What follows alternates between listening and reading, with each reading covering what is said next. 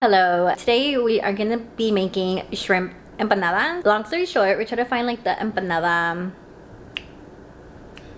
wrap, if you will. We couldn't find them anywhere, so Frank hopped on the Googles and he found a recipe that we're gonna do. So we're gonna make the wrap. I don't know if wrap is the word, but we're gonna make it from scratch, and I'm gonna show you because I like to show you what we cook and how we cook it.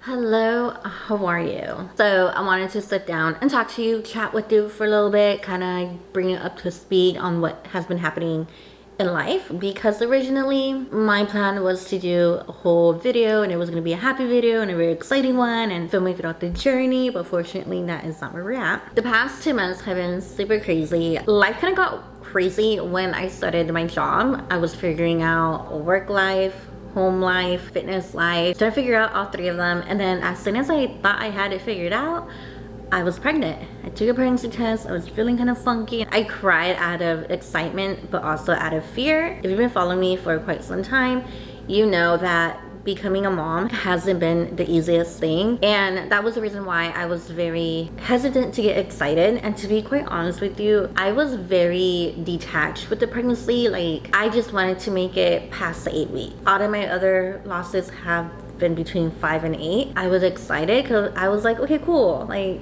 this is happening, but also like don't get too excited because we all know how it ends. The pregnancy started off good, and then about a week later, so I found out when I was about 3 weeks along, and then a week later I started to have brown discharge, and that lasted for about like 2 weeks. But between that 2 weeks, it was a lot of cramping, and that's when I knew, like, I don't think it's gonna work out. My doctor pretty much had me go in for like a valid test, and that's when she found out that the sac wasn't fully shaped and the baby's heartbeat was very low. Since I was too early in the pregnancy, it was too early to tell, to give it time, come back in a week. So I said, fine, cool, whatever, yay. It was on a Friday. I was getting ready to go to bed. I went to the bathroom, I wiped, and there was blood. We went to the ER, and they basically ruled it as a threatened miscarriage because baby still had a heartbeat. Baby's heartbeat at the time was like 75 beats per minute. I still wasn't getting my hopes high. Fast forward to the next week when I had my follow-up appointment with my doctor. Baby was okay, the sac was looking good, baby heartbeat was from like 75 to like 110, 112. So she was like, everything's good, numbers are going up, yay, you're good to go, I'll see you in about a week and a half. Fast forward to a week and a half.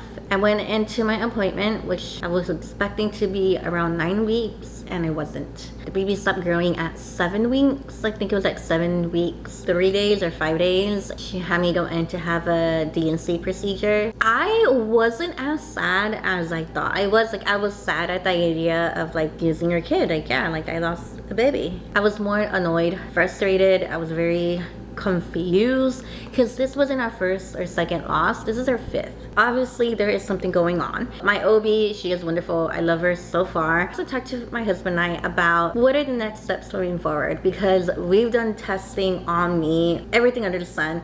Everything came back normal. I've always been iffy about it because at the time that Frank did his genetics, he was on a ship, so he was doing a lot of underways, and I just remembered like just him getting the test done was like a pain in the butt. And then I remember like even trying to get the result back, it was a lot of back and forth. I don't know, would I like to be retested on both of us? Yes.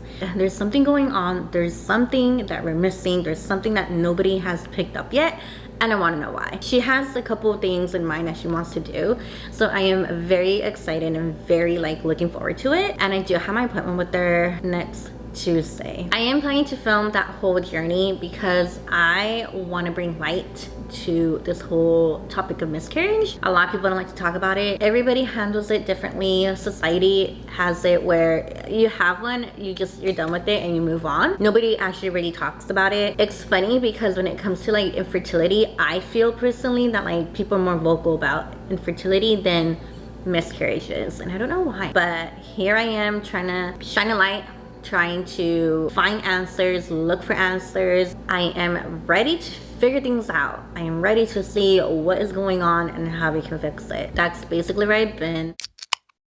We're off to Target.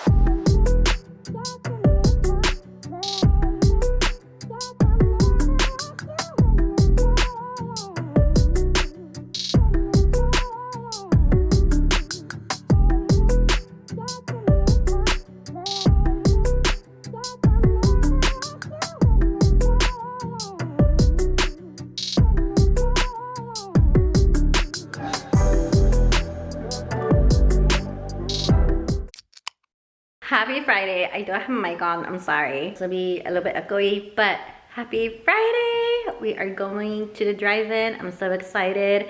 We're gonna watch Top Gun.